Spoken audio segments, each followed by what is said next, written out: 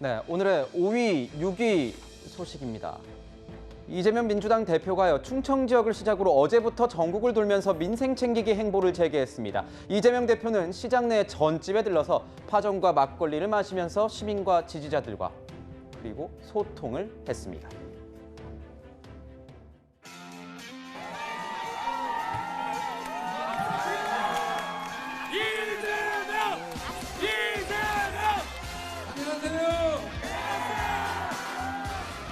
여러분, 여기가 대한민국의 중심 충청도입니까? 안녕하세요. 오늘 따님이 있나 보네. 빨리 안녕하시죠. 따님이 나왔네.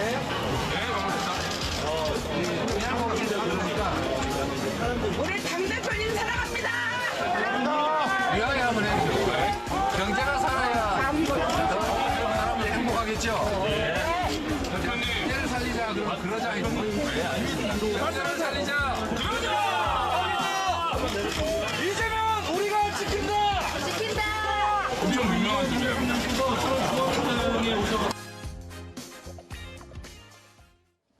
네, 잠시 정정 하나 해야 될 것 같습니다. 저희 뉴스 탑10에 팩트체크 팀이 있는데 제가 울먹거렸다는 표현을 이 기사들, 나오는 기사들을 보고 표현을 했는데 그 기사들 방금 찾아보니까 다 내려갔다고 하네요. 아마 사실 확인이 안 돼서 그런 것 같으니까 저도 정정하겠습니다. 양해 부탁드리겠습니다.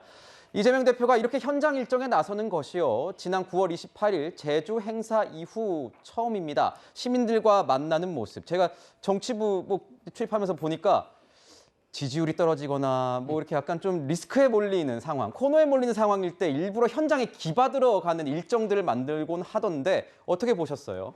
저는 이제 그 한마디로 소통 행보가 아니고요, 방탄 행보다. 방탄 행보. 내를 이렇게 검찰 수사로부터 좀 지켜달라, 지지자들한테 호소하는 이런 이제 방탄 행보를 보고요. 지금 이게 그 뭐 막걸리 마시고 이게 그 소통 이럴 때입니까? 지금 이게 예산도 통과 안 되고 국회 일이 현안들이 산적해 있는데 지금 이게 이럴 때냐, 이런 생각이 들고, 오늘 가서 이게 핵심은요, 결국에 내가 정치 보복을 당하고 있다, 이거 아닙니까? 근데 저는 정치 보복이 아니라는 게, 모든 이게 사람들은 자기가 당하면 정치 보복이고 자기가 수사할 때는 적폐청사이고 이런 게 내로남불인데 왜 정치 보복이 아니냐? 자, 보세요. 대장동은요, 그 정여학 회계사가 이게 녹취록을 이낙연 캠프에 이런 데 먼저 줬다는 말이 많아요. 윤영차 의원은 물론 부인하지만 이런 데 그 정여학 회계사 녹취록에서 대장동이 전 정권에서 시작됐죠. 그다음에 그 법인카드도 공무원이 그 배모씨 있잖아요. 법인카드 이것도 이게 공무원이 양심선에 한 거죠. 그다음에 변호사비 대납도 고 이병철 씨가 녹음해서 다 이게 제기한 거고요. 그다음에 최근에 김용, 정진상도 유동규 씨가 배신감을 느껴서 이게 다 폭로한 거 아닙니까? 이런 식으로 이게 정치 보복, 윤석열 정권에서 이게 딱 집어서 수사 개시한 게 있습니까? 전혀 없잖아요. 따라서 저는 정치 보복과는 전혀 무관한 이런 수사를 봅니다. 네. 이재명 대표는요, 지역 민심을 다지는 한편 현 정부 윤석열 정부에 대한 이 비판의 수위를 굉장히 높였습니다. 그 목소리 준비했습니다. 근데 요즘은 말 잘못했다가 잘못되는 거 아닐까? 심지어 압수수색 당하지 않을까? 고발당하지 않을까? 그런 걱정. 민주주의가 숨을 못 쉬는 질식하는 상황으로 가고 있지 않나, 그런 생각이 듭니다. 국가가 지금은 혹시 나를 때리지 않을까? 혹시 나를 꼬집지 않을까? 혹시 나를 해코지하지 않을까? 걱정하는 존재가 돼가고 있습니다. 민주주의가 질식해가고 있습니다. 갑자기 몇 개월 만에 과거로 되돌아간단 말입니까? 바로 여러분이 그걸 막아주셔야 합니다. 함께 하시겠습니까?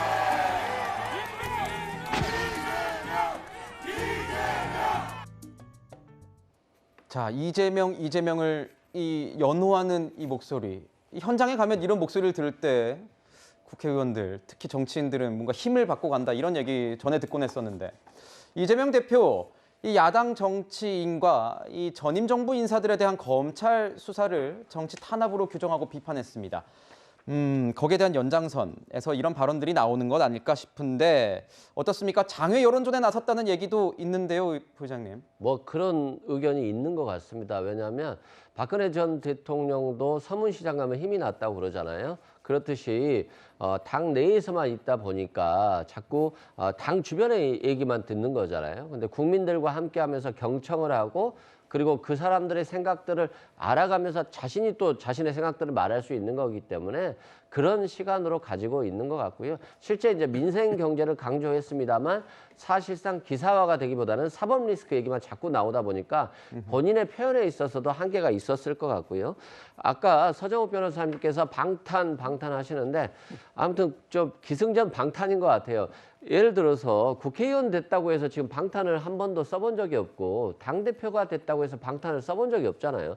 그리고 검찰 소환 요구하면 당당히 응할 거라고 보여지기 때문에 저는 방탄을 쓴 다음에 좀 방탄 프레임을 넣었으면 좋겠다 이런 말씀을 드리고요. 지금 이 대장동 관련한 검찰 수사가 1년이 넘었어요.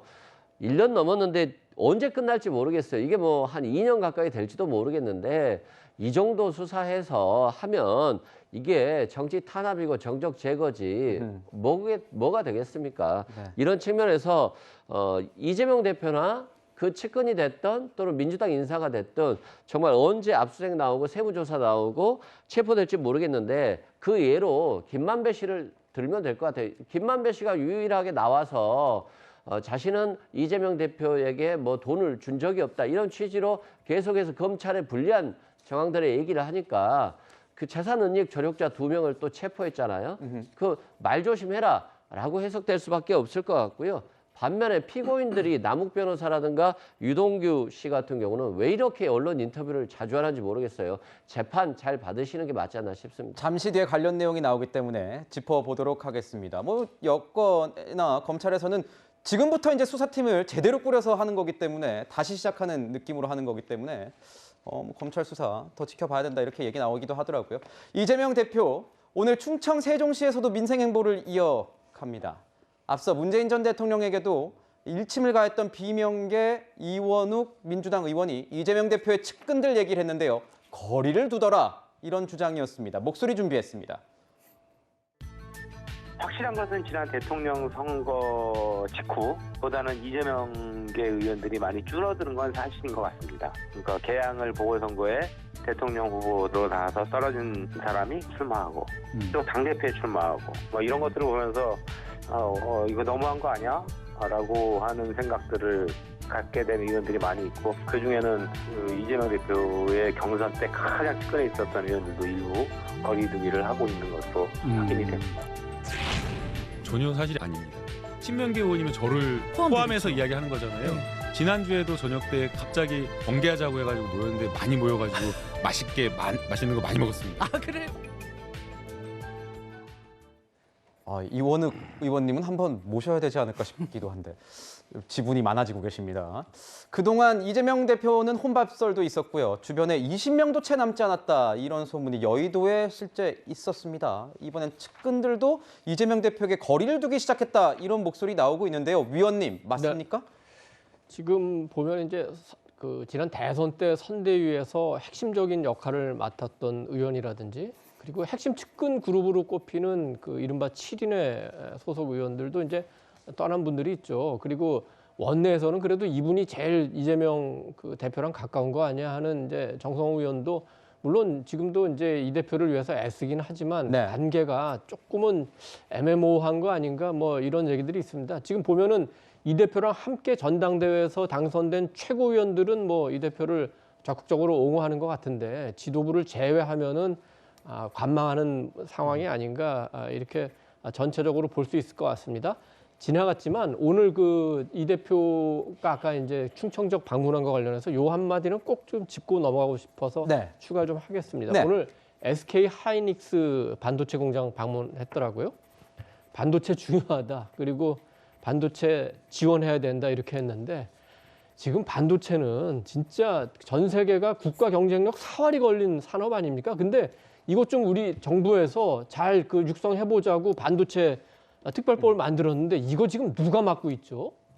지금 민주당이 맡고 있어요. 지금 핵심 쟁점이 수도권의 그 반도체 학과 증원 문제라든지 아니면 그 예비조사 예타 면제 이런 건 쟁점인데 이거 놓고 지금 민주당이 계속 막고 있습니다. 왜 대기업에 혜택을 주느냐? 이러면서 지금 오늘 SK 하이닉스 가서 반도체 중요하다, 반도체 지원하겠다.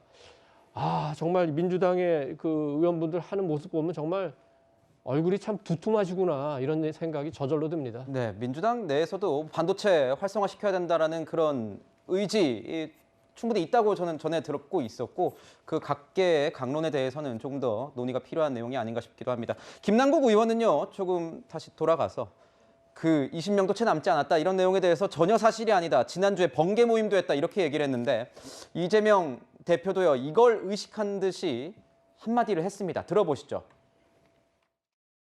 그건 언론이 만든 이제 프레이밍이라고 저는 생각합니다. 우리 안의 차이가 아무리 큰들 우리가 싸워 이겨야 될 상대와의 차이만큼 크겠냐.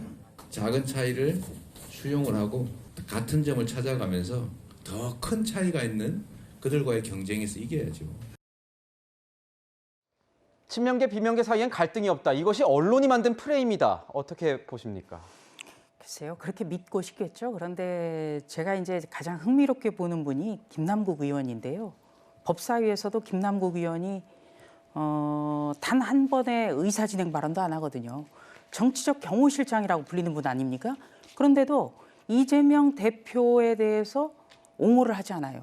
그것도 굉장히 눈여겨볼 대목이라고 생각을 해요. 자, 조금 전에 우리가 이 충청을 찾은 이재명 대표의 모습을 봤는데요. 아까 우리 서 변호사님이 잘 지적을 해주셨어요. 이 예산안 처리도 끝나지 않았는데 현장 방문을 한다? 저도 처음 봐요. 이거는 도피성입니다.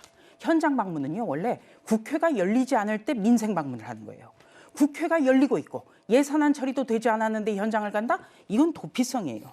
충청이 아마 윤석열 대통령의 정치적 뿌리기 때문에 심장을 공략한다. 뭐 이런 것 같은데요.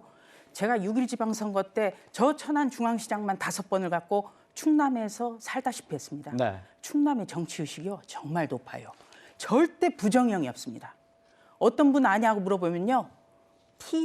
텔레비에서 봤다고만 얘기를 해요. 모른다는 얘기입니다. 실제로 모른다는 얘기를 그렇게 표현을 해요. 그래서 이재명 대표가 충남의 그런 정치의식을 헷갈려서는 안 되는 겁니다. 네, 이재명 대표 같은 경우에는 뭐 도피, 방탄 아니다. 민생행보라고 하고 있다는 점 저희가 꼭 말씀드리고 가야 될 것 같습니다.